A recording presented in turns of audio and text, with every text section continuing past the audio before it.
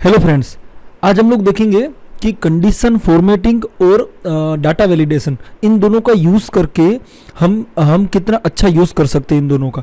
देखो, कभी क्या होता है, कोई मिनट्स ऑफ मीटिंग होता है या फिर टास्क ट्रैकर होता है ना, कुछ शेड्यूलर होता है कि हमने किसी को टास्क असाइन किया होता है और उसका रिव्यू लेना होता है ना। तो उसमें आपको कंडीशन फॉर्मेटिंग और डाटा वैलिडेशन इस दोनों का यूज़ करके आप उसको एक सीट जो आपकी होती है उसको बहुत बेटर बना सकते हैं।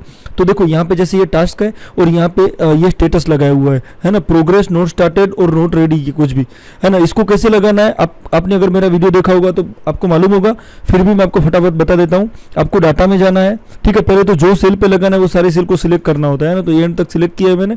आपको डाटा में जाना होता है और डाटा वैलिडेशन और जो सेल सिलेक्ट करना है वहाँ पे आपको रखना होता है, और लिस्ट ऑफ आइटम है ना।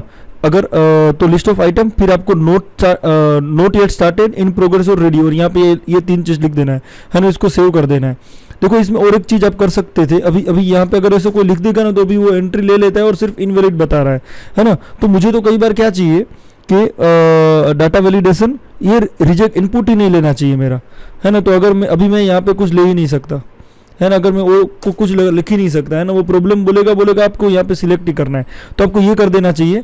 डेट में आपको देखो क्या करना चाहिए, डाटा वैलिडेशन में जाके डेट क्राइटेरिया में डेट लेना चाहिए, इज वैलिड डेट, है ना, ये रखना चाहिए। और अगर आपको ये चेकबॉक्स के बारे में मालूम होगा, अगर नहीं मालूम होगा तो यहाँ पे डाटा वैलिडेशन का कैसे यूज़ है वो भी मैं आपको बता दूँ।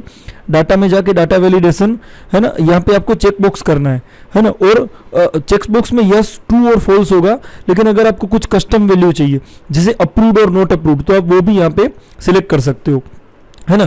तो ये हमारा सिर्फ डाटा वैलिडेशन का यूज हो गया।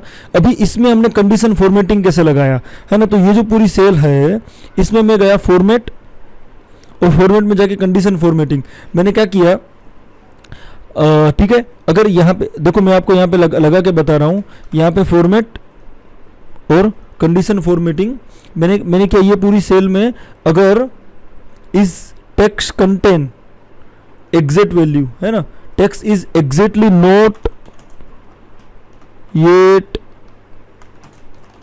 started, तो वो रेड में आना चाहिए, है ना। और ऐसी दूसरी वैल्यू लगाई मैंने कि अगर if exact contain exact value, क्या दूसरा क्या ऑप्शन था, इन प्रोग्रेस है तो मेरा येलो में आना चाहिए, है ना। और अगर रेडी है तो वो ग्रीन में आना चाहिए, है ना। तो ये मैंने कर दिया, तो देखो क्या हुआ है। तो आप पूरा स्टेटस यहाँ से अच्छे से देख सकते हैं। आई होप आपको ये वैल्यू में कुछ वैल्यू मिला होगा।